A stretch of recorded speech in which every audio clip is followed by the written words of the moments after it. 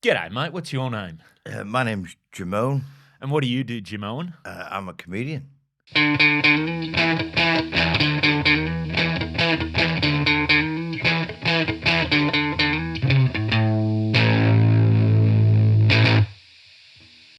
Hello, welcome back to another episode of Crowdworkcast. My name's Andrew Barnett. Thanks so much for joining me.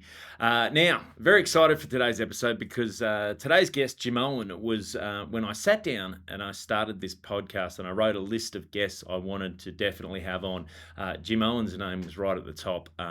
It's hard to describe if you didn't grow up in the 90s as a teenager in the 90s in Australia. It's hard to describe how influential Jimeoin and his comedy was, because he had the show Jimeoin Show during the 90s, which was basically essential Sunday night viewing for any teenage boy. And you'd go to high school the next day and you'd quote lines from the show to your friends and you'd giggle like idiots. And well, I'm glad to say I'm still quoting Jimeoin to my mates and giggling like idiots. And this we recorded at the end of a 7-week tour that we were doing together. I was lucky enough to open for Jimeoin, and I got to say it didn't disappoint in that it was one of those beautiful moments that you can get in comedy where someone you've admired for a long time and you've grown up really enjoying their comedy and hoping they're a great person to hang out with turns out to be a great person to hang out with. And it was a bit surreal just sitting back at times just chatting comedy and talking gags and how they work. And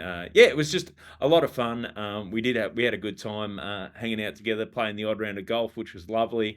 This is a fun episode. Now, at one point, you will hear us.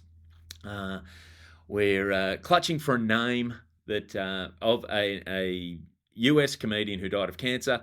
That name, I promised Jim I would put in this. We looked it up after we finished recording. The name is Bill Hicks, which is sort of unforgivable that neither of us could think of it at the time.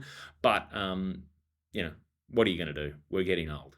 So now, Jimeoin is constantly on tour, so if you'd like to go see Jimeoin live, I cannot recommend that highly enough. Hit jimeoin.com for tour details. I believe in January he's heading up the east coast of New South Wales. I believe he's in Perth before that. He'll be in the UK and Ireland pretty much as this drops, and then I believe he's back there in February, and he might even be going to the States. He's all around the place. So wherever you are, Jimeoin will be coming your way. He loves getting out on the road. So make sure you hit jimeoin.com for tour details. If you can't get to a Jimeoin show but still think, you know what, I'd like to see the guy that opened for Jimeoin, good news if you're in Brisbane, October 7, Sit Down Comedy Club. I'll be doing my show, How Good. Newcastle at the Newcastle Comedy Club, October 22. That'll be your turn. And then Sydney, November 3 at the Sydney Comedy Store. Really excited for all three of these shows. So I'd love to see as many people get along as you can. Hit alist.com.au for tickets and details. If you're enjoying the podcast, please do like, subscribe, all the good stuff. Share it around, let everyone know about it. Other than that, no more messing around. Let's get into it. This is my chat with the great Jimeoin.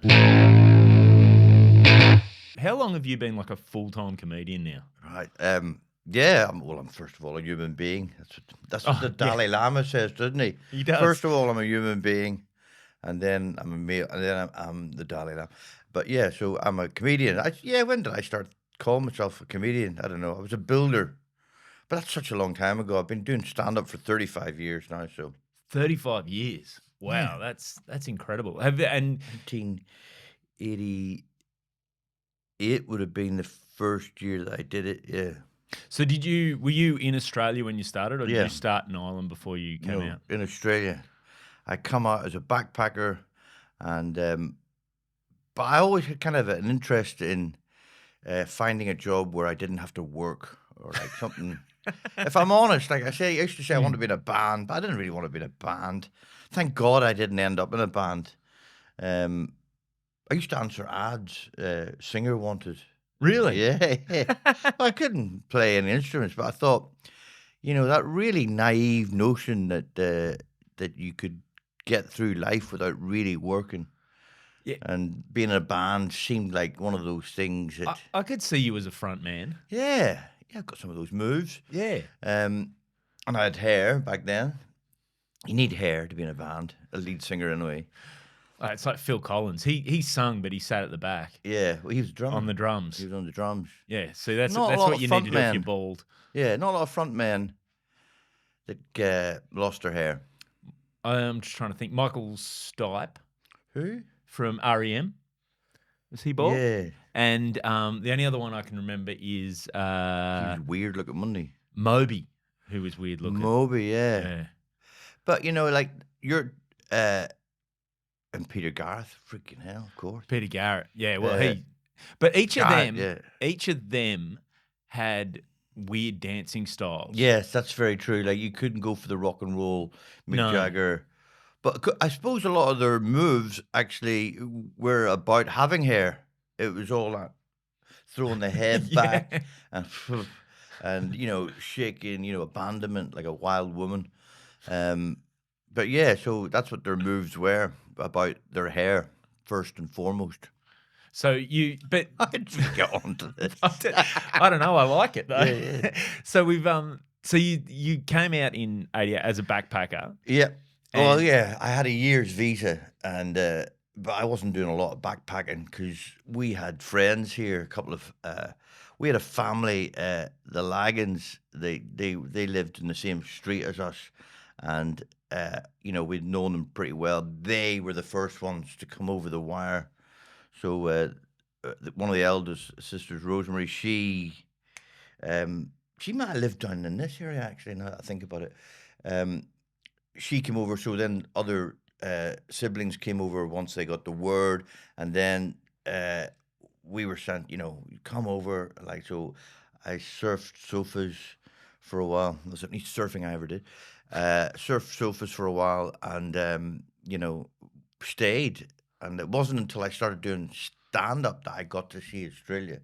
Oh, really? Mm. So you came out with the idea of traveling, but then working and just No, I came out with the idea of relocating, kind of, because I'd done 4 years in London, oh yeah. and I knew that was a stepping stone to somewhere else in the world. So yeah, I did that classic Irish thing where you migrate. Did you know much about Australia before you came? No, I saw it on Australia Day. So I came 1988. So on the Bicentennial. yeah the bicentennial year, and I've been working on a building site, and it was like winter, and it was the end of the week. You work 6 days a week. You wake up in the dark, go to work, and you come home in the dark. And it was I think it was a Saturday, the weekend, and we came in, and there's this little black and white TV, and everyone's looking at it, and it's Australia Day, and it's Sydney Harbour, and it never clicked on me that was summer. I thought, what a cracking day that is there, and we're in the middle of winter. How good is this place going to be in summer? I mean, so I didn't realize that there was the opposite seasons. And within a couple of weeks, I had bought a one-way ticket to Australia with Aeroflot, the Russian airline, and 2 weeks there after that, I was in Australia. Oh, and wow. I just left, and I was either going to go. So that you're thinking of things to do in your life. You're thinking, right? Those are real moments of forks. So I was thinking maybe America, but if it would have been the 50s, I might have gone to America. And it seemed like it had been discovered and sort of overrun. And I was going to go to Edinburgh because apparently that was a nice city. And it was Australia Day that really, you sort of went, all right, that's the reason I'm going to come to Australia with a 1-year visa. But the day I arrived, it was gorgeous. And we came to somewhere down near here. And we sat in the garden. I was drinking a VB. And I thought, I'm not leaving. I thought on that day, I'm not leaving. And I was in a flat with a lot of people with the same intention because they were all illegal. Mm-hmm. And, that was kind of the start of it. That's the kind of illegal immigrants Australians have a cultural tolerance for, is the larrikin Irishman who overstays his visa. Yeah, absolutely. That's the blind spot in our immigration intolerance, I think. Yeah, a mate of mine, he'd been here for 6 or 7 years, Scottish guy, and he would tell everyone he just arrived that week because people were so nice to him if you just arrived. So welcome to Australia, mate. That's But they said 6, 7 years. They were like, go back home. that's fantastic. So did you so you came out so you had a bit of a somewhat of a network, like you knew some people on the Yep. ground here, and because the Yeah. Irish seem to be one, there's like I think I heard a fact that Ireland and Lebanon are two countries where there's more people living. The diaspora is bigger than the people still living in Yeah. the Yeah. country. Yeah. Someone said to me like 40 million people own Irish passports. Almost like the population of Ireland is 4.5 million. That's crazy, isn't it? So yeah, times Yeah. up by 10. So, what was it about? Like, was it partly the wet? Like, how was that culture shock? Because you've come from an Irish winter into the what I'm guessing is the tail of an English Australian winter, summer. yeah, London. Oh And yeah. we were in the middle of an ice age, and it was a lot colder. Mm. Uh, I went to Amsterdam shortly before that for a weekend, and the canals were frozen over. Bloody hell. And then I've recently been, and I've said to them, "What about the canals freezing over?" And they go, "No, that doesn't happen anymore. That only happened back then, so it hasn't happened since the 90s." Wow. So, and London was the same. Like pipes would freeze, and it was a horrible city. And I was broke. So Yeah. London with money is different from London broke. And I've got money now. I walk around London, but I still see it through those broke eyes, going, "Oh, this is a horrible, That hard existence." it is funny, like especially big cities like that, like the iconic cities like New York or London, and that the difference between experiencing them with money and Yeah, comfort and experiencing them hard, especially London, and at that time, middle of winter, where yeah, you've got to work, everything's just a bit harder yeah, yeah. when you're cold. I think. I remember seeing it London through an Australian guy's eyes because he was walking, he had a pair of thongs, flip flops on, and he was looking up and, "Oh, here he going," and he'd just gone to the shops, and he recognised me, and he was just going, "Isn't it great? Great here, aye." And I just went, "Oh yeah, I just have to see it through that person's eyes as opposed to this negative memory I've got of the place." That's the other thing too, is like I think any city, like I've got this really romantic view of New York, but the only time I've spent time there was when I was traveling, and it was like we were there, we had a nice little period there, but we'd finished, I'd been working in a summer camp up in Western Massachusetts, and they paid us out for the whole summer in cash. And they dropped me and a bunch of these other guys who were all in our sort of early 20s. They dropped us in the middle of New York at about 11 o'clock on a Monday night with a couple of grand cash in our pockets. And so we just booked into a backpackers and went down to pub, and we just like, and so my memories of that was, yeah, there was no worries at all because Mm, I'd just done a summer, I was fit, I was happy, I had money in my pocket. mm. Whereas now, like, yeah, I think it'd be a much tougher city if you had to go there. Yeah, you're on crack Yeah, and you're broke. yeah, exactly. So so when you land, like, so you'd obviously been building and like working as a builder Yeah, and that over there. I went to college, studied building management, and so you do 6 months in college, which is kind of full on. I see kids that go to university now, and like they've got one lecture every third day or something. We were there from 9 to 3:30 every day uh, for 6 months, and then 6 months on a building site, working Saturdays as well. And so yeah, there's practical. And then when I finished, um, I worked on a building site for a year before I came here. And then when I arrived here, I worked for a year on a building site as a form worker, which is like a carpenter, but not as accurate. Notice Yeah, you do the rough outline. yeah, yeah. There's a joke. What's the difference between a carpenter and a form worker? 10 mil. So, but form work is when you make the mold for the concrete to Mm, sit in. okay. So you're doing. I think I'm getting now the picture of why you had a fantasy about having a job where you didn't have to work hard, Yeah, because that sort of work, one, I think it's physical, but yeah, it's yeah, also like you got to be thinking while you're like, and long hours, just yeah, tired. yeah. And you're just knackered. Come that night, you'd have Saturday night off. Sunday you'd be in bed early, but Saturday night, like, of all the photographs of me in that period, I'm asleep. Like, You'd have about 3 or 4 beers, and next thing you're looking for somewhere in the pub just to lie up and fall asleep in the corner, or get a train home and friggin' fall asleep on the train. So you lived in Sydney at that time Uh, when yeah, you first I arrived? lived in Bondi. Bondi. Yeah, I went Wait, from Kilburn, which is this Irish suburb in London, to Bondi. I'm a cliche. yeah, I was going to say, Um, way to buck the stereotypes. yeah, and I lived in Bondi, and I still like Bondi. Um, but yeah, so I lived in Bondi, and I worked on a building site in North Sydney I did the Artarmon arterial dump, which is next to SBS, actually. The building where they do the Yeah. TV. Because I did a TV show, and I come on, and I go, "Oh, I built that. I built that place." So I was there for a year, but that meant getting up at 5 in the morning, and you'd head off because getting from Bondi, you'd have to get a bus to the junction, and then get a train to Town Hall, and then change, go over the bridge, and that was 6 days a week. Yeah, I remember going into work especially when I was working early at Fox, because that was over that same area. If you went in early, it was all like guys in high vis. Because especially when we were over at East Hill, so we get like we're on the MacArthur line, which comes from Lamia, Campbelltown, or whatever, and there'd be guys going into work building sites in the city, and if you got an early train, Yeah, you didn't make noise because it was a bunch of big guys in high vis trying to sleep before they got to yeah, work. yeah, Like it was, and then you'd just see it as it got closer to the 9 a.m. It had changed from high vis to suits. People going yeah, into yeah, the city yeah. to do that.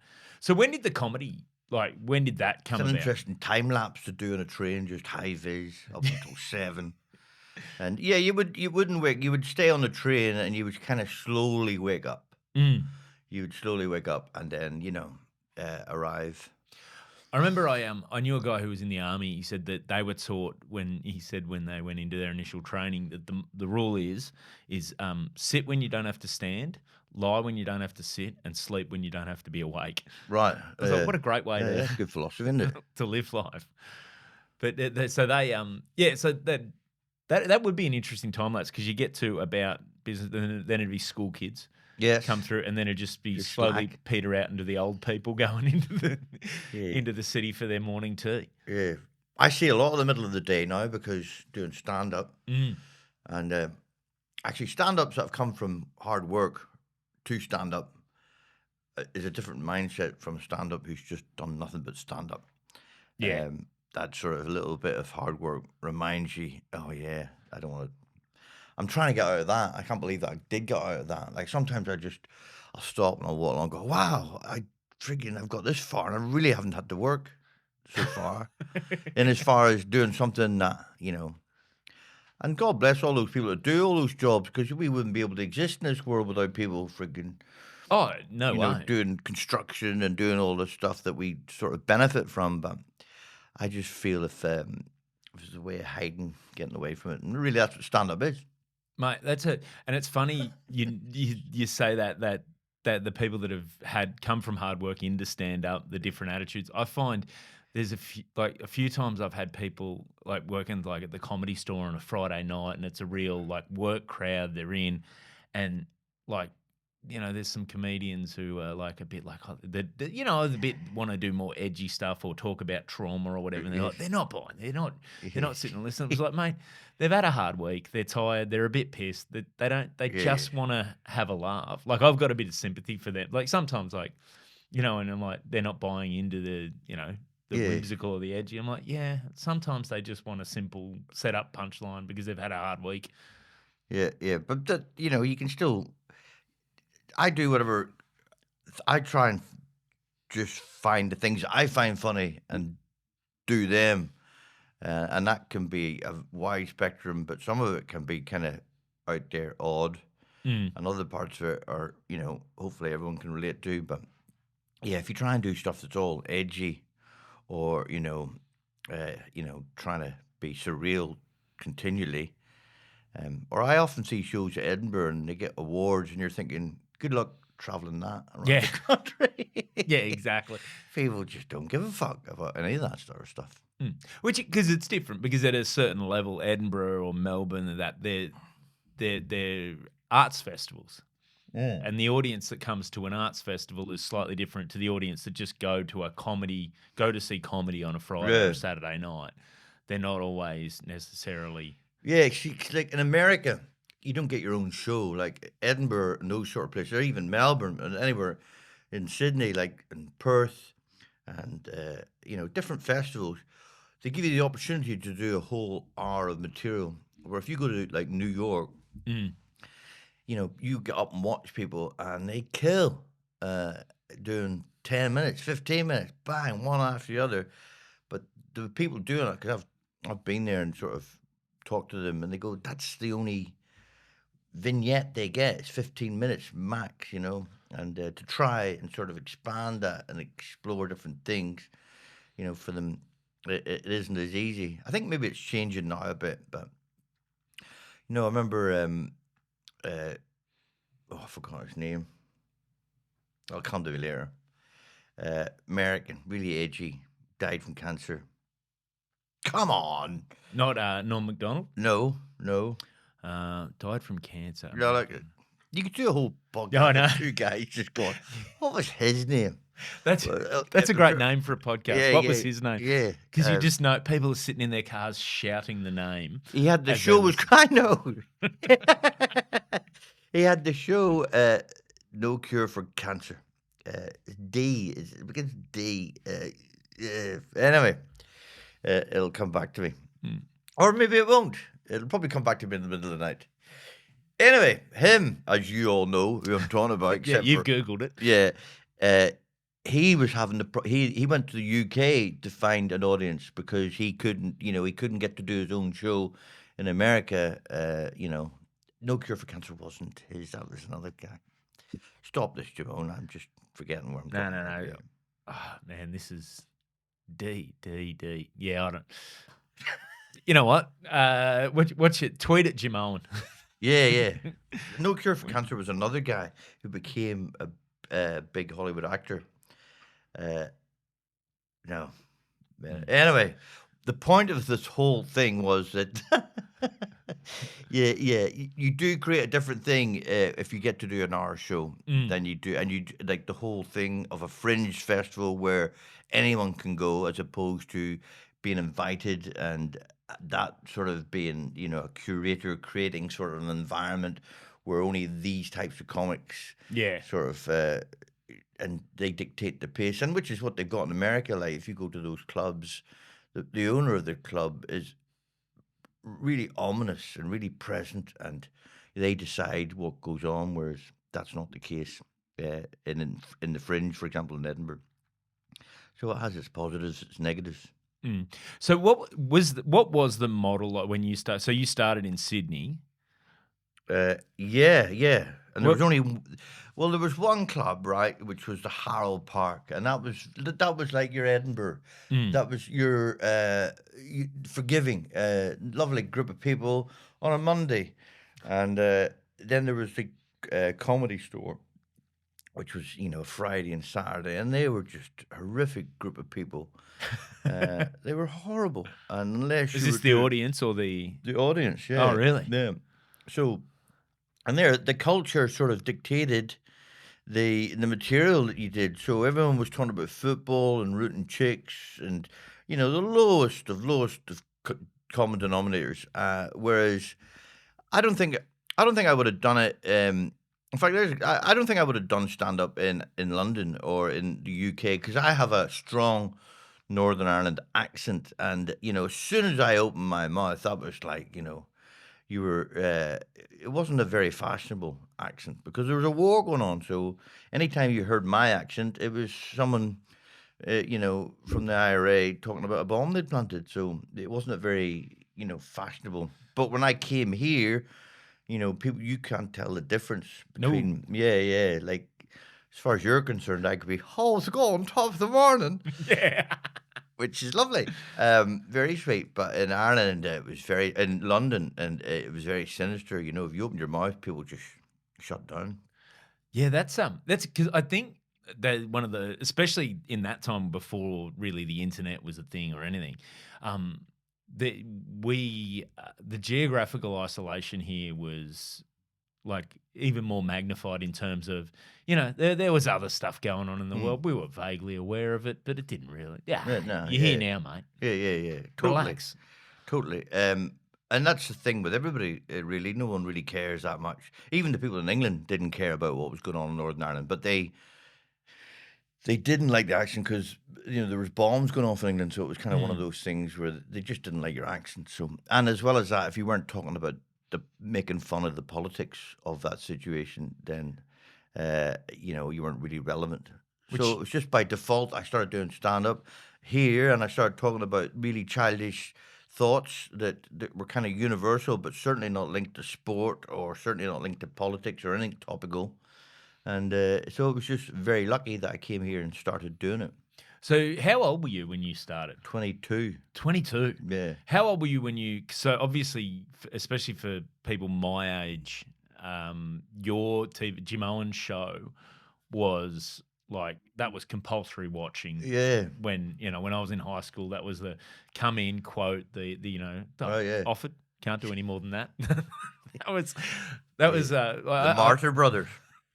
I had a mate who used to just like even say to the teacher, like, we go in to class and he'd go, "Do you want me to close the door?" And she'd be like, "It's fine, there's still kids coming." Offered, can't do any more. He used to offer things that people didn't want just so he could offered. You can't The do any more Martyr than that. Brothers, yeah. Yeah. The Martyr Brothers. How did that come about? That was Bob Franklin's idea. I think it was another comic whose name I can't remember. And if I start doing that again, we're in trouble. He's a Melbourne comic, but he did a gig at the Lounge in Melbourne, and he died, but he came off stage. I did everything. I tried. They weren't interested, and it literally was. He was telling me the story of it, and he goes, because Bob was very good. Bob Franklin was very good at coming up with characters like that. Mm. And yeah, he goes, "What would do the Martyr Brothers?" And Stigmata. Stig was one of them, like, Stig. Yeah. the Martyr. But yeah, so to be honest, I didn't really find it funny at the start. I often did that. Bob would write stuff, and I'd be going, "What is this?" And then I'd be doing the same. I'd write stuff, and they'd be going, "I don't get this." And I go, "No, trust me in this." That's funny you should say that, because that, I think there's something to be said for that in a dynamic, in a like an Yeah. ensemble or whatever. Because there was a few times when I was doing stuff at Fox, we were doing our shows, and there's a few jokes where James, the professor who I worked with, was like, "Barney, nah, that's not going to work." And I was like, "Trust me." Yeah. And then it just there was one where we got the angle of his face when the joke hit, and you could see him like, "Oh, for fuck's sake." Yeah. That's the beauty of it. No one has a copyright on it. Nobody Yeah. controls it. So, like, when you go to the Jimeoin show, that came about in a very funny way. It came about quite quickly early on in my career, through, like, I did Tonight Live, and then I was hosting Tonight Live, and then So what age are we hosting Tonight maybe Live? 24, 23, 24. Jesus. Yeah, 24. Because I don't think because I was a teenager at the time, someone on TV were all a vague age of, like, you could have told me you were 30, you could have told me you were, Yeah. that just vague age of grown Good up. question. Actually, I'm not entirely sure, but it was very early on. Like, I was way out of my depth and that was live. I remember feeling that, like, I was like doing a bungee jump, but I wasn't too sure if the rope was tied. Like, that real stand, just where you're going, wow. And another thing was I'd come to another country, so nobody really knew me. So I could just really stuff up here. And I just had that balls when I was young. As you do when you're young, you just give it a go. Yeah, the confidence of not No, knowing, yeah. not having had the pain of the big Failure. failure or anything, that's such a blessing of youth. Because live TV, especially in those days, because that was, broadcast TV was the only game in town. Yeah. Live TV is like, that's the pressure involved in that is just incredible. Like, there's no. Well, I'm going about this. I'm not telling this in a linear way at all, but before that, I'd gone on the midday show, and that was live, and that was at midday, and the audience were elderly, and like, the first time on TV, just in my mind, I'm dying. The Really? audience weren't laughing, and it was a great training ground, and they would go, "Do you wanna come back?" "You really want me back?" And they were going, "Yeah, 'cause no other comic wants to do it." And, if you could get the band, Jeff Harvey and the band laughing, and maybe a little giggle from, Ray Martin? Ray Martin, I'm having a real trouble with names today. Um, you were off, and that was it. So that was the start, and then so I'd done live television, and then I went to got on the big gig, and that was live as well.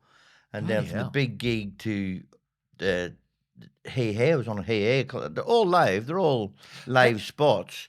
And then I got from that to television. So you were kind of prepared for it, but trying to keep the thing going, for a hosting role. Still, I'm terrible at it. I'm absolutely like throwing to a break. We'll be right back after all of that sort of stuff. Um, wasn't really me, but interjecting and being flippant, but driving the thing was different. So anyway, Channel 7, they didn't want me on the show, so they said, "We don't want you hosting, and we don't want you on the show. Your accent's too strong." And so I literally went from hosting to getting the arse. wow. And then so I'll go back to the UK, and I'll do Edinburgh, and I'll go on tour there because there's no work for me in Australia.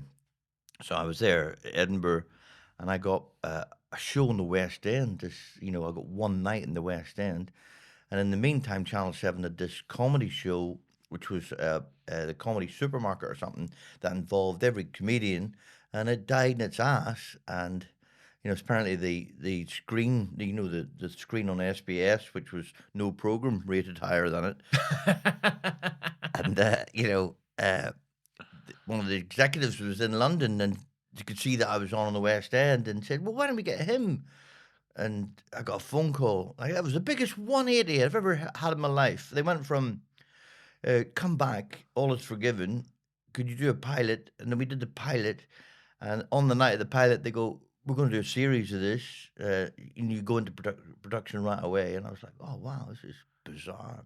That's incredible. It's so funny to hear those because I think in your head from the outside, everything you watch someone's career and you see it at this point, and everything seems like it's a fait accompli the whole time, Yeah, and you don't realize there's times when that person was told, "No, no, no, no, no, piss off. We don't need yeah, you. yeah, Like yeah. this isn't never going to work." And then it turns around, and that's But yeah, in that year before that, I was on another sitcom called Bly, and Bly. I yeah, yeah. remember that. Yeah, yeah, and that was with the, you know, girls that went on to do Kath and Kim, Oh, was Michael Magda Feach, Sabansky in Magdi, that Magda, too? Gina, all of the girls from Gina, Kath yeah. and Kim, they were in it, and we filmed that for ages, like, that'd have been a good maybe 6 months, 8 months recording it, and, Because that was they axed it, so it kinda did 2 episodes, and then he pulled it. So, The Darkest Door turned out to be the big, I thought, "Oh, everything's finished here." bloody And, hell. it took off. But it meant you were in a yeah, all that rejection meant you were in the perfect place to get the Yeah, big yeah. opportunity that was the next thing. Yeah, yeah. So and then just doing the Jimeoin show, which was pre-recorded, so we do a live night, uh, and then we do the sketches, record them through the week. But that was came about when I was quite young Mm. at the time. So like we were doing a gig the other night, and I can tell that people are in that age group that was obviously influential to them because it was a 7:30 on a Sunday, so Yep.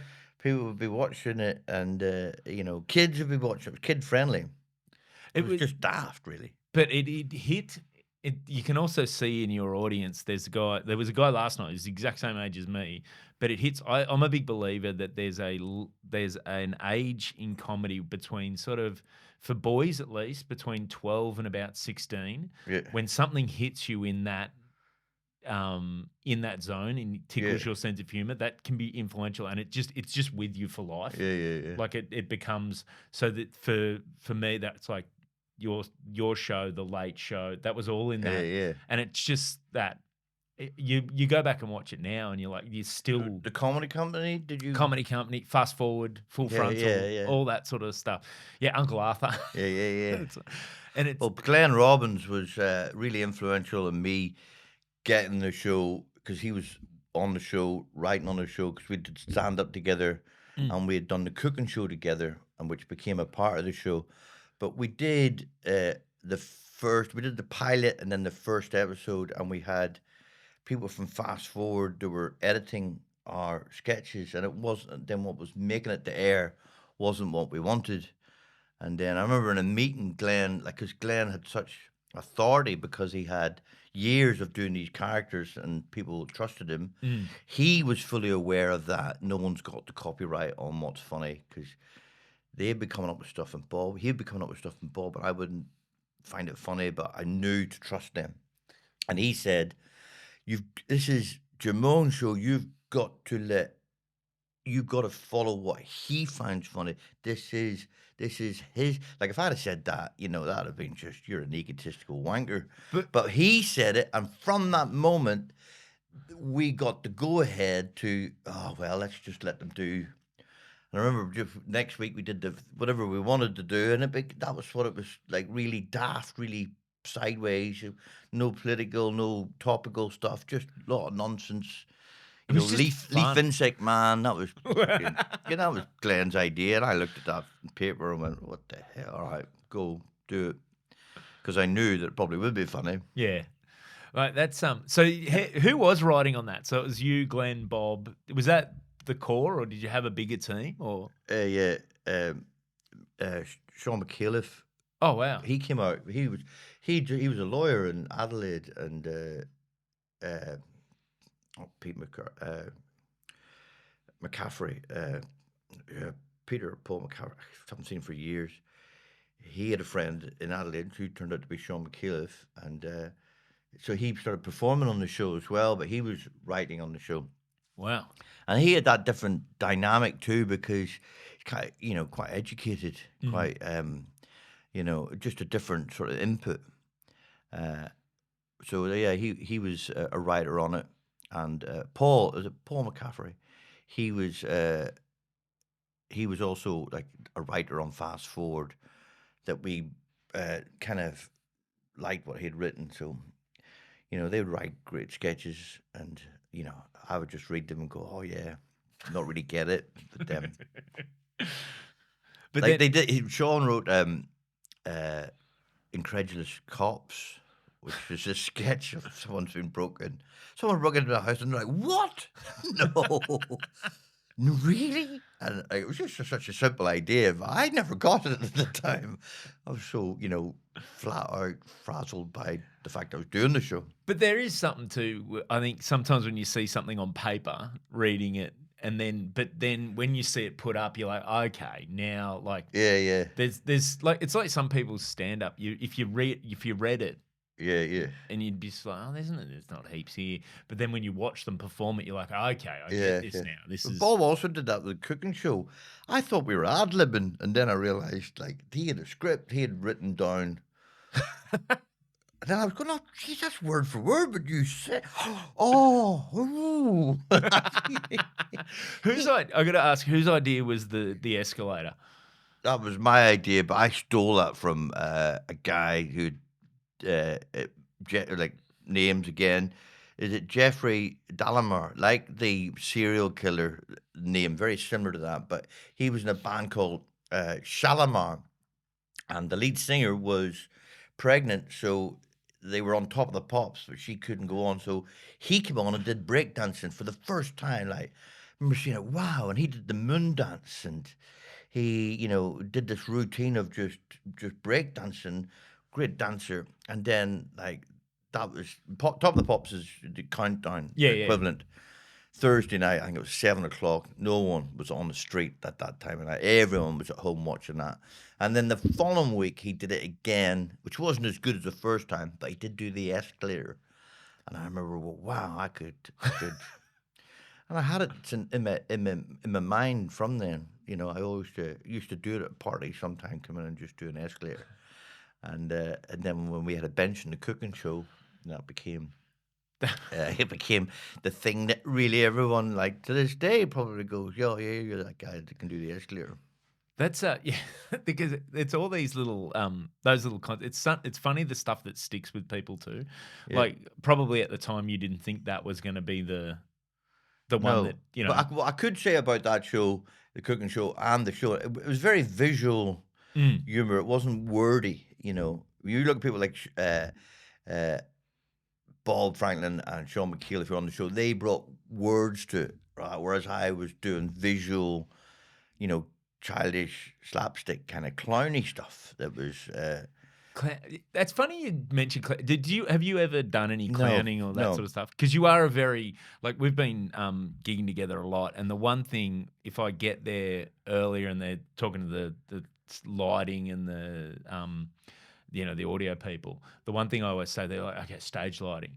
I say you've got to make sure they can see Jimeoin's face really well Yeah. because there's so much. You do a lot of expressions, there's all that sort No, of I stuff. don't do it intentionally. I think it might come from the accent that, you know, you have to really sell what you're saying because people, if they were relying on your lip movement or, you know, they wouldn't get it. So you were trying to just get understood.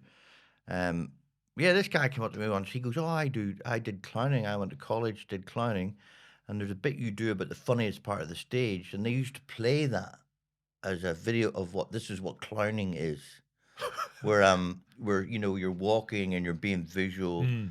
and you've done a whole piece and you're getting laughs but you haven't said a single word and that's what clowning is, and that was an example of what clowning was, and I was like, wow, that's kind of bizarre because That's that's amazing. That's a bit that I think Artie from A List asked you to do at yeah, a yeah, thing we did for his 50th birthday. yeah. I And do. I'll tell you, the joke is mm, where I say, you know, I walk around, so I'm walking around just trying to find the funniest part of the stage, and as I say that, I gets a laugh. But I kept walking, and then I go, oh, and then I go back to that area, and then that's what gets a laugh, and then I kind of mark it with my foot, and then I walk away from that area, and people aren't laughing, so I run back into that area, and then just back and forth doing that, and that's what the joke is, right? that's one of those bits when I saw it, I was like, it's just so perfectly simple in terms of it's like how has no one thought of that Yeah, before? It's just such an original but like thought that that when you see it done yeah, yeah. well. Right, yeah. How did you like? So was the Harold Park like? Did you get in like when you were doing the Harold Park early? Is that the sort of stuff you could like you could do Yeah, there yeah, yeah, yeah. or? There's no way you could have done that in the Comedy Store, or maybe you could, but you needed to be ballsy. Mm. And I just didn't feel that they were understanding me. Or when first did the Comedy Store, this guy stood up, "Mate, we're not getting a word of this, not a word," and then sat back down again, and everyone laughed. But yeah, Harold Park and doing stuff, and also like we were in a flat, and there was a couple of guys from Belfast, and Bob lived with them near me in Bondi, so we'd be hanging out, and then I would be chatting to them in conversation, and you know, sometimes Bob would say to me, "You should do that on stage," and I go, "They won't get that," and he would go, "No, you'd be surprised." So he was very influential, and you know, trust that's your voice, go with those things as opposed to trying to what would they find funny? Just doing, all right, I find this funny. Do you find that funny? And then they would go, oh yeah, they would get it. And then lots of the thoughts were childish thoughts I had as a kid. And then you had this job. I had a great job. It was a QS where I had an office and I was pricing construction work, form work actually.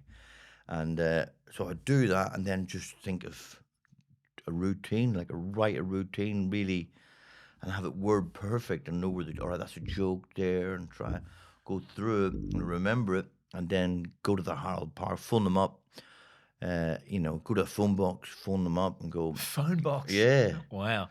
you know, 20 cents in. Can I come down again and do a spot? Yeah, you're on last week. We'll see, maybe. You know, all right, I'll phone back and then phone back. Yeah, we can put you on. And then I did this 2 or 3 times, and but I would be writing a whole new routine, and that would really work. That would really hit, and then I got booked to do a middle spot.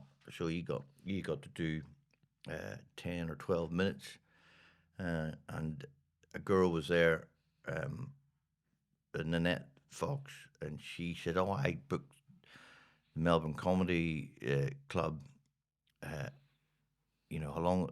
I'd done a middle spot and got an encore. She goes, "How long have you been doing stand up for?" And I said, 5 years. And she booked me to come down to Melbourne. And I'd only been on stage. That was the third or fourth time I'd been on stage. That's the beautiful fake it till you make it. Yeah, Yes. absolutely. Yeah. Lie through your teeth. I've been teaching my children that, just don't take it, you just try and jump a queue by doing dress things up a bit. I can do that and then figure out how to do it when you get there.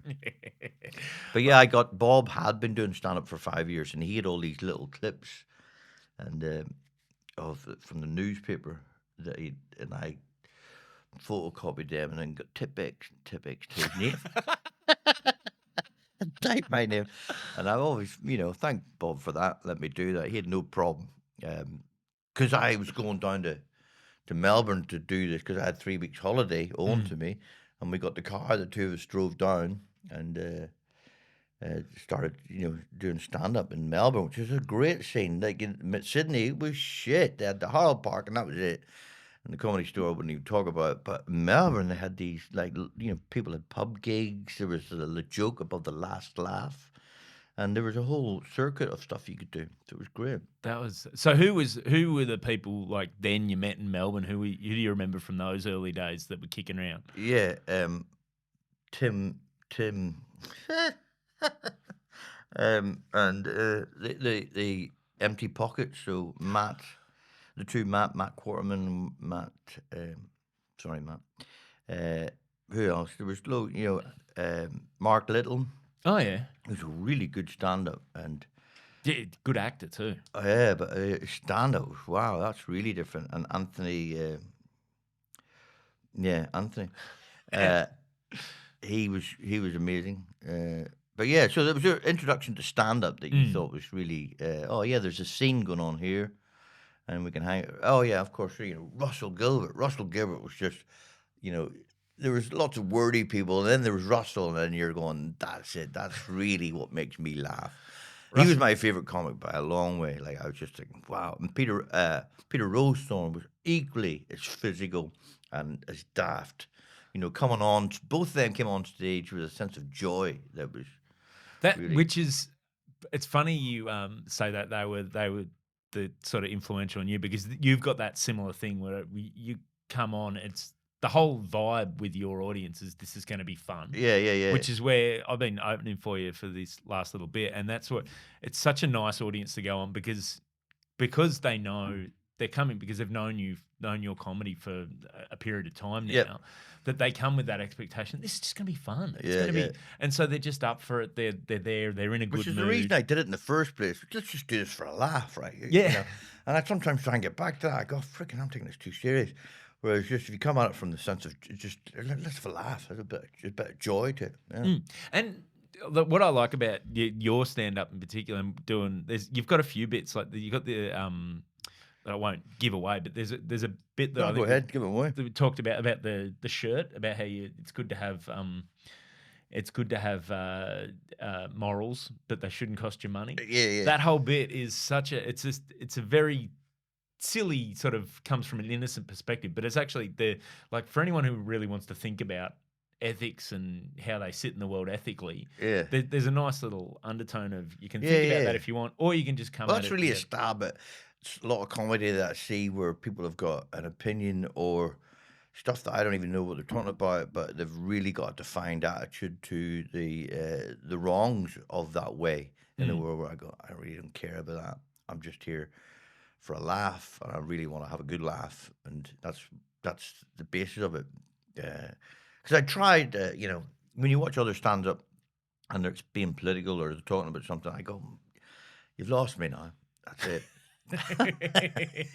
Yeah, I think there's I particularly people lose me. Like I've got comedians that can be political that I like, but I find once it gets to that point where it feels like you're telling me what the right answer is, not like I don't mind if you're undermining, if you can get a message across without condescending to the audience Yeah. or trying to tell them. But maybe that's just not your thing. Like Jim Jeffries does a great bit about guns, and then people came to see him thinking, "Oh, that's what he does." And then you go, "No, I don't. That was that routine, but I do other stuff as well. That's just daft about everyday life." And then, like, if I was to do stuff about guns or politics, it just doesn't work for me. I think people No. are come to see me looking for daftness, just stuff Just that's of joy. yeah. So I can't do that. I used to do this other joke about a guy was saying to me, the three major religions come from the one family. Abraham had two sons. One started Islam, the other one started Judaism, which also became Christianity.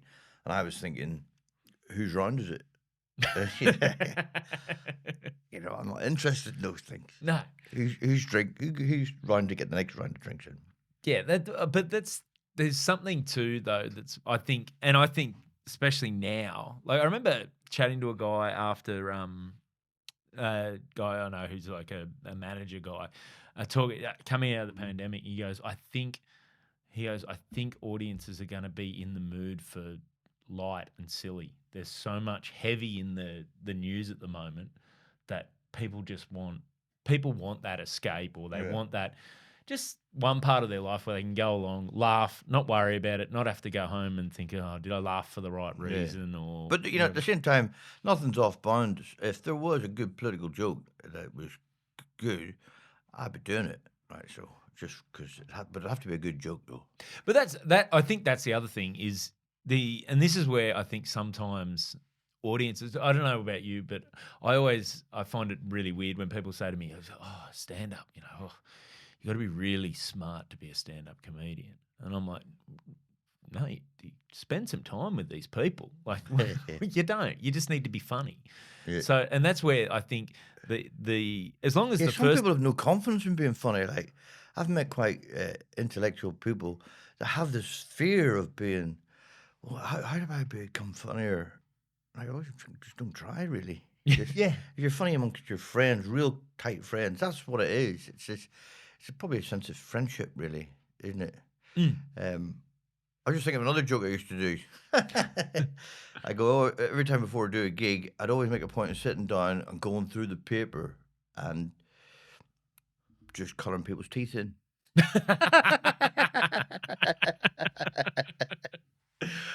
There's a guy that you remind me of Brett Nichols, who I think we were talking about him the other day. You remember the twins? You brought up the twins. Yeah, so Brett from Howe Island? Or? Yeah, from Lord Howe Island. Yeah, so Brett has this great one. He goes, oh, I couldn't believe this in the paper today. Did anyone else see this? And he pulls out the newspaper. He goes, 14 across. Blew my mind. He's just like, I don't know. I don't get it. Like his whole thing is, I didn't get this. I didn't get this. And and he pulls out the crossword, 14 across. It's just great, silly. Because you think, oh, this Bob is used to have a freaking whole thing of newspaper clips. Did he? They could bring out, like, and he could remember what was on it. I don't know, but he just felt the need for the genuine newspaper clip. Yeah. So how did you meet Bob? Did you meet him through comedy, or did you meet him? Yeah, I met him. He was living in a flat with these two guys from Belfast, and he was doing stand-up. So yeah, he was on. I'd missed him, but they, because I started with Akmal Saleh and a few, and Akmal said to me, "Oh, that guy was on last week, and he's freaking great, really out there." Ross Daniels as well was really good. Really? Yeah. So actually, you know what you were talking about before, like that influential age, 12, 16. I missed that. I was into music. I was into bands. And in the UK, they would play comedians, and I just didn't like. Is this the guys that were supposed to be laughing at? I'm not getting any of this. Tommy Cooper, freaking loved that. And I loved the comedians where it was guys that were telling jokes, but all the other stuff that were, big British comedians just weren't appealing to me at all. Only when I saw stand-up and saw like Ross Daniels and Akmal Saleh, I just thought and Peter Berner. Oh, yeah. Just thought, wow, what is going on here? Because we'd only ever gone to see a band. We'd go to a pub and drink and play pool. That was all we ever did. And this felt like we'd gone. And your mum made you go to see a play, Mm. uh, and we'd want to go and see a band. And this stand-up thing felt like halfway between a play and a band. There was like chaos, words, but no music, but that sense of, fuck it, whatever goes. It's that sense of, and I try and explain this. I think with all the specials and how much is consumed on clips and stuff now, people, I don't know that stand up translates anywhere near as well on a screen as it does when you're in Yeah. the room, because there is Oh no, that. there is one other show we had Saturday Night Live. Was it Friday Night Live? It was like the big gig. It was the big gig was identical to this show, and that's where I saw the people from the people that were involved with the young ones. Oh wow, And like the people that were Rick involved. Mail Rick Mail and Ben Elton was on it, and he was writing for it as well. But also, there was Kevin McAleer, who's an Irish. Have you ever seen Father Ted and Yes. Dairy Girls? He's the priest that just goes on, doesn't shut up. He's in that guy with Dairy Girls, with Liam Neeson, where they call someone and they just call Kevin McAleer. So he was just abstract. He had a Northern Ireland accent, and he wasn't talking about Northern Ireland or the politics. He was just. I was like, what is this? This is really like interesting. So it was seeing live stand up that was the thing that really. That I was at 22 and I started doing it. I was doing the thing that was really influential to me at the same. I was like, Well, there's something too electric about that feeling when you're in watching good stand up, and there is that feeling. Oh, this is just happening now. yeah. Like they're reacting to the crowd that's a why- bit. Yeah, like heckling's good too when people heckle and it sparks you. Yeah. Don't heckle though. Just out of it's so dangerous now to, like, you see all these people putting up clips of dealing with hecklers, and then now there's people coming along thinking, oh, that's what you do. You yell something out, and the comment. It's like, oh, But it's all right if somebody. Yeah, it's often like I said that thing last night. We had a deaf girl at the audience, and then someone was signing, and then we were chatting because they're talking back, and then you have to deal with what's happening, and then so I'm talking to her, and then I said to the other girl, "What do you do?" And you girls were here on your own. Yeah, the men didn't want to come. They didn't want to come to see you. And I said, I wish you couldn't speak either. It's one of those laughs where I should have said that one. Oh, that's pushed me lucky here. that you got a really good laugh out of me though at the back. That, and when the signer, you didn't realize you were speaking to the deaf girl. Yeah. At first, and the signer responded for her. Yeah. So the girl in the audience was heckling through Through the signer. So all of a sudden the signer starts speaking like, what is going on here? Like, I'd never had that before. So, that was nice. But that's what I love about stand-up is those live moments. You're just like, this is just for tonight. Never going to be recreated. It's just. And also, like, I've done shows for deaf people where there's a signer, and the signer often says, just ignore us and do the show. And you go, that's not how it works. You got to deal with the moment that's there, and you're just like a white elephant in the room. Like, you've got to talk about what there. You don't make it the be and end all, and you get on with the show. But there are moments where you acknowledge what's going on. We're going to interact with each other because that's what stand up is. It's there in the moment. Yeah, it's and it's having fun with what's on offer, and that's very much the case. So you. Coming through now, the other thing I'm interested in. It can be the best night ever. It can be like a moment where I go, oh, this is it. This is a golden moment where, like, when you really laugh, that moment, you're going, wow, this is a great feeling. It is a good feeling. It could be shite too, though. Jesus, oh, yeah. Did you ever? But that's half the. We both were there together. That's kind of the fun of it, is that because it is a bit of a high wire act where, especially when you're dealing with whatever's going on live in the room, like when you make that, I wish you couldn't speak to. If that's the wrong audience, or they take that the wrong way, or there's just the slight different tone in the room, and the audience turn on you at that point, that's like, oh, geez, I missed it. But now, like, it's like, I got away with one. You try and claw your way back from a couple of. Yeah, just dig your way out of a hole. Do you ever have that? I used to listen. I remember because I'll do a thing. I record every set, and I'll often. You ever listen to them back though? I occasionally do. What I'll do is if if I haven't done a gig or done a particular gig in a while, I'll try and you got to remind yourself of like I take almost no time off, and it feels like I've Yeah. never done stand up before. Like Yeah. on the way to the gig, it's like, do I have jokes? What am I doing? Yeah. So I'll listen to I'll go, oh, this was a good set. But a few times I've gone, I've marked it, that's a good set. And I'll listen back because at the time I've walked off and go, that went great. And then I'll listen back, and half of it's me talking to people in the crowd, and they're throwing up something. I'm like, well, I can't recreate the guy who's here with his girlfriend, and I like. Yeah. That's the downside of that crowd work side of things. I'm shit at crowd work. Sorry. I need to really work on that part of it. I don't think you. I love the way you approach crowd work though, because you approach it when you, where you've been doing it on this thing where you go into it telling the crowd you're shit at it. Yeah, if I'm honest about it. Yeah, if you're honest about everything, I think it's a good starting point, really. But I see other people that are really good at it. You go, I should do more of that. I should try and get better at that. I should improve my skills. But and then I'm a little bit cynical if someone's really good at it. And then you go, yeah, you don't have an act though. You're just doing, you're asking people what they do because you don't have an act. Yeah, there are a few there's I like doing it, but I'm very cautious of there's a point where you got to have your act as well. Yeah. There was a point where I used to do lots and lots of it, but that was when my youngest son was sick, he had leukemia, when he was going through treatment, I still tried to do stand up. I was still getting up quite like regularly, but because it was the only time I wasn't really thinking about. And that was the space where you're just in the moment. Stand up would be a really good way of getting away from your mind. It was perfect, but because the rest of the time I was, I had a lot going on. I wasn't really writing anything because I had no funny thoughts. So I was like, I had a bunch of material, but I was so sick of it by the end of that period that I'd just go on stage and go, you know what, I'm going to talk, I'm going to do crowd work until I have to do something in the act. I remember I was hosting in the this gig at Camelot Lounge in Marrickville, and Sam Bowring was running it, and he came up to me after I opened. He goes, mate, that was amazing. Your crowd work is so sharp. He goes, what's happened? I'm like, what? I said, I hate my act, Sam. I'm so bored of it that I'll do anything not to have to do it.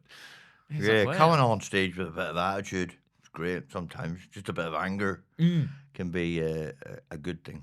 I find anything, like if I go on stage with a bit of anger or a bit of, even just a bit of excited energy, anything that clicks your brain in. Yeah. Like if I go on stage too relaxed, that's it. Yeah. I think you're obviously obsessed with your son not being well. I obsess about things, but there's nothing wrong. So my brain can go into this place where I'm just in turmoil. And I find that doing stand-up is the time on stage is the time you get away from it, because you have to focus on what you're saying. That doesn't allow you to, and I think people say you get depression or something. I don't know if it's a kind of common thing, because I think it's probably just a human experience to a large extent. But no one talks about it. And then if you do talk about it, lots of comics, we're all kind of nuts. Well, I think that everyone, because do you see how I'm taking a crowd down with me here?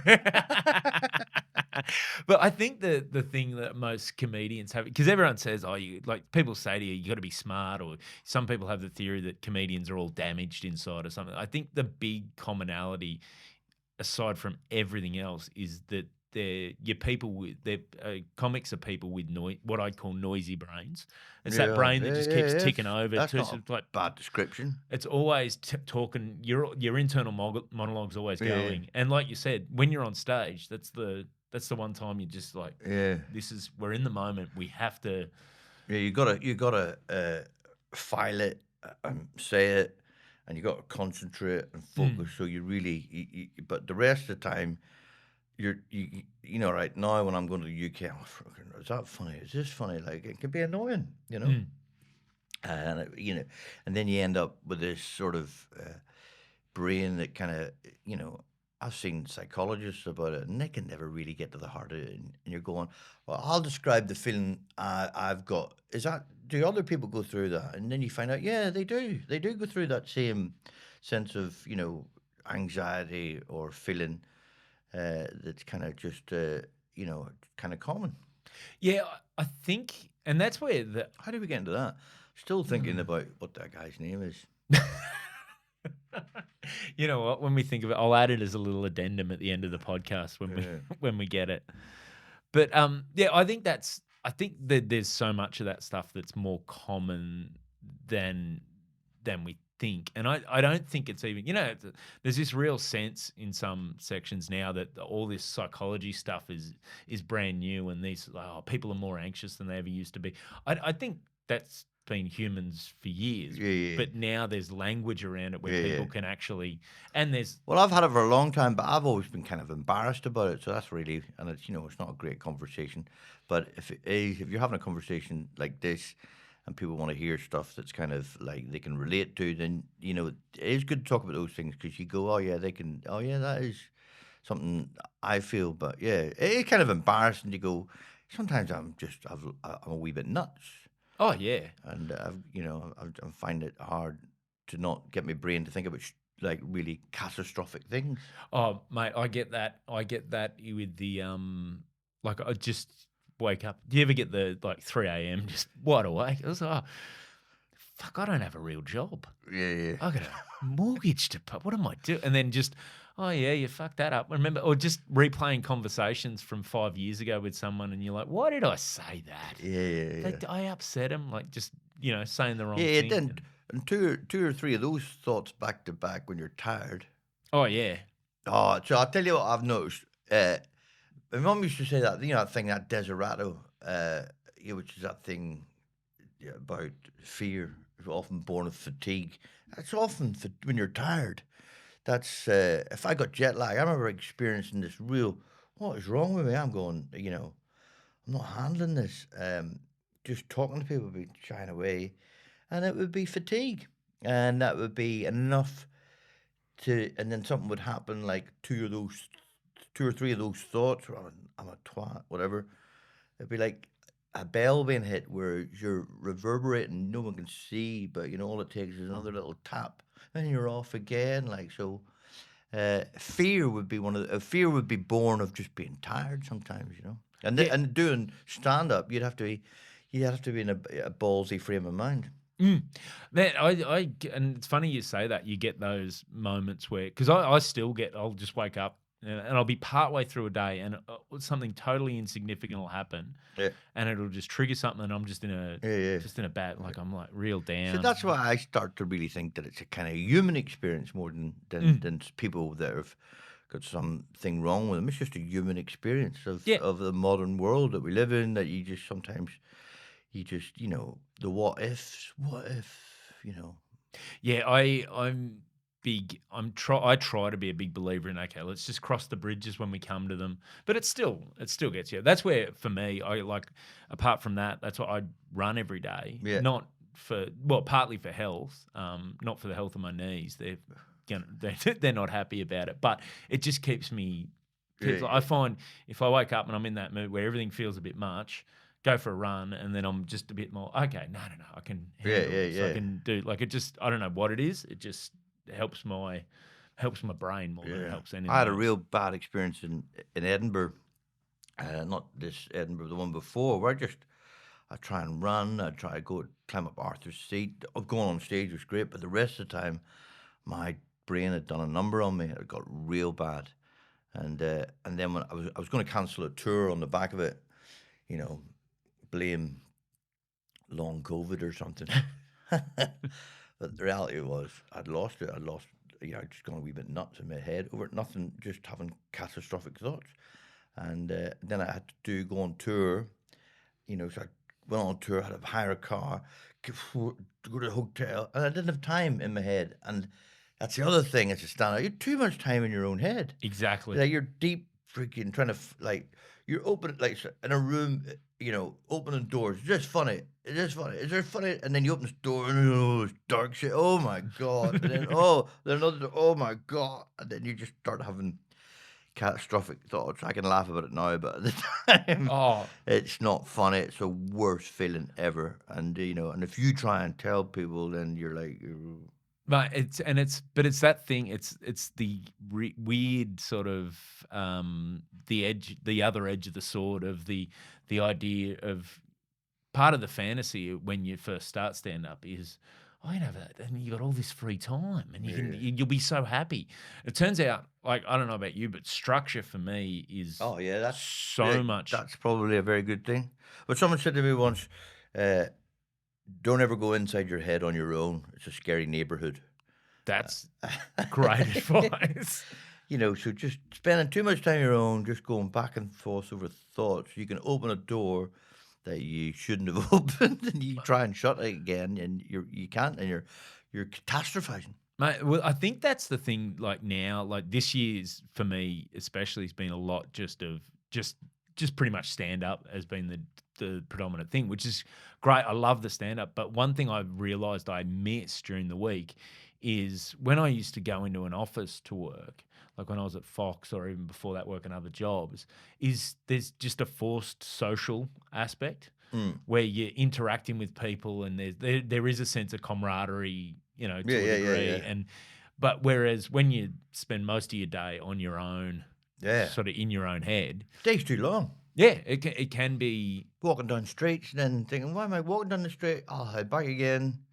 What am I going to do now? I'm looking for the gig. Maybe I'll lie down for you. Just all that stuff where you're just really, you just got to find a purpose Mm. in the day. And then even if you don't do it, at least you've got a purpose. Yeah. Well, we've got a purpose to Savo. We're playing golf, Yeah. which is going to be fantastic. Yeah. Which we probably are getting to about time where we need to wrap this up. Before we do, though, first off, where can people find you online, all that sort of good stuff? Jimeoin, put my name in. Yeah. Jimeoin, yeah, I'm on tour. I'm always on tour. So I'm in the UK and I'm in tour in Australia. So Jimeoin.com is a really good way of finding where I'm on at. Yeah. And yeah, so I'm about to head off to the UK for 6 weeks. 6 weeks in the UK. What are like? What's the? Because I know you got some big gigs going over there. Yeah, And you've been adding shows. What's the one you're looking forward to the most? What's the? Belfast is one where, so that's a big gig and that's people from home. So I'm always looking forward to it. But I'm also really trying to write new jokes. So Is that the one that's driving the nerves at the moment? Yeah. Belfast is kind of funny because like they're sharp people too. They come at you. But yeah, Dublin's Vicar Street's great. I'm looking forward to doing that. That's probably the first one. But yeah, and Galway, Ireland's really good. I really enjoy going around Ireland. I'll be in around England, so I'm going to be touring with a couple of other comics as well. Phil Ellis and Glenn Wool, and you know, just doing shows with them. It's going to be a lot of fun. I don't know Phil, but I know Glenn. He's an absolute murderer. Yeah. So Yeah, that's once again, that's just realizing I used to tour on my own, and then I'd be like all day, you know, you go on stage and you had to realize you hadn't spoken to anybody all day. yeah, And then you come off stage, you're bing, your brain's a million miles an hour. You go back to a hotel room and Yeah. drink. that is you can see how so many, especially, you know, you hear the stories about the American road comics that are just Yeah. basically drink themselves into oblivion. I drive after the gig and I drive to the next place, so that stops me. So I love driving at night, like a 2.5 hour drive, and stick a podcast on, listen to, you know, Radio 4 or something in the UK, or you know, just you listen because of the darkness, you know, like bright lights, you're driving squinting, but in the nighttime, and you really listen for some. Your brain allows you to really listen. Yeah, I'm the same. I love a night drive podcast. One of my favorites is Over the Ashes, because I'm a mad cricket fan. Yeah. When the Ashes are on in England, driving, listening to cricket in the middle of the night is just one of the greatest feelings. I just love it because you just hear that it's that beautiful meandering pace of Test cricket. Yes. And the Well, conversation. yes, just but I don't know what you're unfolds. talking about. Yeah. But you know, I couldn't think of anything worse. Yeah. But I do you picture the cricket pitch?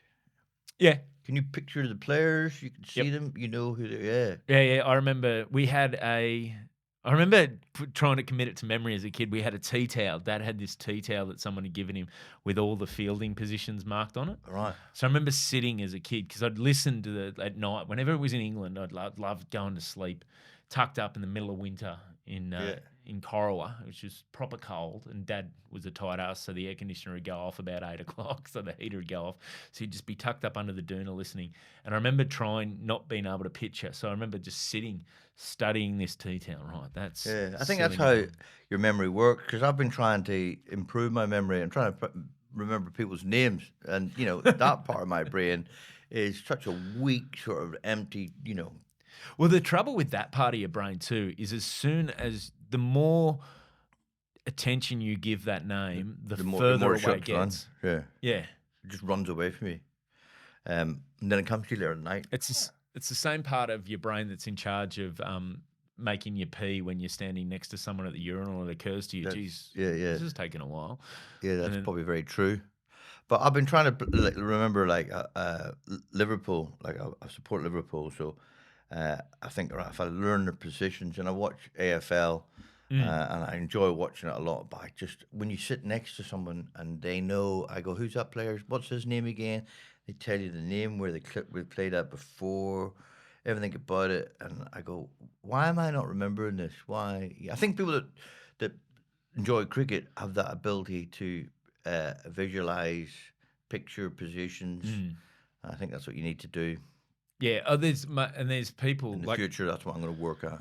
Having worked in sports entertainment, so at Fox Sports and then SEN Radio, there are I love my sport, but there are next level guys that are proper, I call them just sports nerds that can regurgitate stats from players ages ago. They know every new player. They know players coming through from the reserve grade. They know they just live and breathe everything of it, which I'm not at that level, but I follow it and I enjoy. I always am very conscious of with stuff like that I'm really passionate about is you can turn it into a job. Yeah. Like trying to know the I would always remember a band. I would always remember the bands because I would remember that for my own reason. But sometimes I'm listening to football players' names thinking, I should remember this so I can talk to people about this player. But that's probably not. You should do it for your own reasons. Well, especially in Melbourne. Melbourne, the AFL down there is winter conversation with any stranger. It's a great way to start a conversation. Yeah, and that's probably what it's there for, just to break the ice with people you don't really know. Do you watch the game? And that's So with the AFL, I don't have a team. I just kind of enjoy watching it, and I enjoy. That's the same with a lot of things. I just enjoy watching it without getting overly passionate. There's something to be said for, and I think when it was, I noticed in the World Cup, the Women's World Cup that was on earlier, when the Matildas were playing, I was so invested that I wasn't really enjoying the game. Like I either knew at the end I would have loved the game because they won, or be real down because they didn't win. Yeah. But there's something to be said for just watching. Like once they were out of it, watching the final and everything was, as a neutral observer, you just appreciate the game. I was at the final and I didn't have any angst for I was just watching it and enjoying it. I was kind of annoyed that guy kissed that girl became the big subject matter. Like nobody heard anything about the players. They must have been raging about that. Hang on, who won the World Cup here? Like all you're doing is talking about this guy is kissed, and whether he's staying in his job, he's head of FIFA or whatever it was. No mention of the winners of the World Cup. Yeah, that's frustrating. That, and I think for mine too, the kiss wasn't. The kiss was, egregious. Was what it was. Like if she didn't want to be kissed, whatever. But also then the footage of him when they scored, grabbing his cock and balls in the stand. Did you see that? When he scored, he's grabbing it like, look at me, have some of that. And apparently the culture, there's other stuff to the coach. He got the arse because he's nipping their ear. And that's fair enough. They shouldn't be doing that. But to have no mention whatsoever of the girls that won the World Cup, that was totally forgotten about. And people became obsessed with this. You go, they must have been just going, Especially that squad too, because had so many players, their best players unavailable. Like they didn't have the preparation that you'd want for a lead up to a World Cup like that, because they'd industrial action earlier in the year, like their players on strike. So some of their best players, the superstars, were ruled unavailable. So some of these players in that squad, like, wouldn't have made the squad hadn't that not all happened. And then they've, for being like what would be your second picked players, gone through and helped them win a World Cup. Yeah. And then some idiot just kisses a lady, and that's the became story. news, yeah. That's ridiculous. Do you remember they were talking about the men's World Cup, and the Spanish players on the bench were getting paid? One of them was getting paid more than the whole Australian team. Isn't that crazy? That's yeah. The girls are even worse; they get nothing. Yeah, well, that was my favourite part of that World Cup, was watching, because it gave permission for people who hated sport but love social justice to get involved in sport, which is like, Yeah. I love. But there was a woman I know who's constantly, all the time, says, every start of every football, can you believe they get paid $1 million a year just to catch and pass? They don't contribute anything. And then the Women's World Cup, and says, this is wrong. These women deserve equal pay as the men. It's like, didn't you say they were overpaid? Like, Yeah. I think you mean the men deserve to be paid the same as the women. Yeah. They're doing the same job. I'm all for equal pay, but They should be in the World Cup because it's the governments that pay the wages, so that wouldn't be. Exactly. But then, Speaking of sport, we're off to play golf. Yes, excellent, mate. Thank you so much for doing this. So follow jimeoin.com.au, is it, or .com? Just .com. Oh, No- look at you, no AU. Mr. Worldwide. Thanks so much for doing this, mate. Cheers, Barney. Cheers. No problem.